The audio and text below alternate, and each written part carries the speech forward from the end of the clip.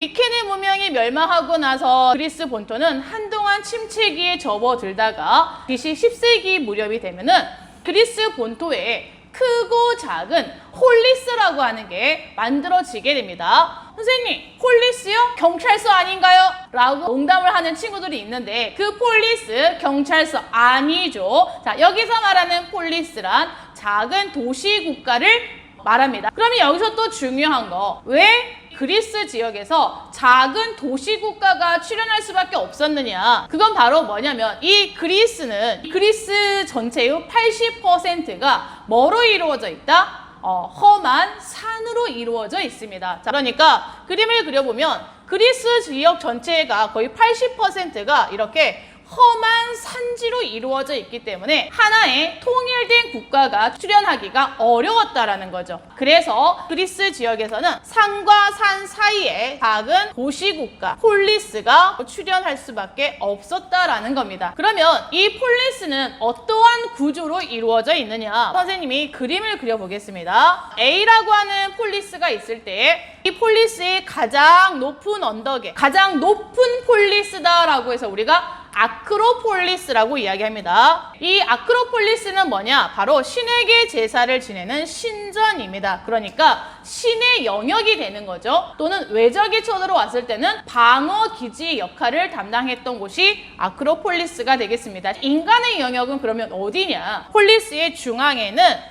아고라라고 불리우는 광장이 있었는데 이 광장에서는 아테네 시민들이 모여서 민회도 열고 시장의 기능도 담당했고 각종 어떤 정책에 대해서 논의도 하고 토론도 하고 그런 역할을 했던 곳이 바로 아고라라고 하는 광장이었습니다. 여기는 인간의 영역이 된다는 거죠. 그럼 이제 세 번째, 선생님, 이 폴리스, 당시 그리스 본토에만 약 100여 개 정도의 폴리스가 있다라고 했을 때 그럼 이들은 선생님이 설명하신 것처럼 하나의 통일된 국가를 만들지 못했다라는 건 그러면 다 다른 민족이라고 생각을 했나요? 그건 아닙니다. 이들은 통일된 국가 형태를 만들지는 못했지만 자기들 스스로는 헬렌의 자손이다 라고 해서 스스로를 헬레네스라고 부르면서 같은 민족이다라고 하는 동족의식은 있었습니다. 그래서 이 동족의식을 다지기 위해서 이들은 4년에 한 번씩 모여서 무엇을 열기도 했다? 올림피아 제전을 열기도 했습니다. 얼마 전에 2020년 도쿄올림픽이 개막을 했는데 올림픽의 기원이 바로 여기 그리스의 올림피아 제전에서 처음 기원을 하고 있습니다. 네 번째,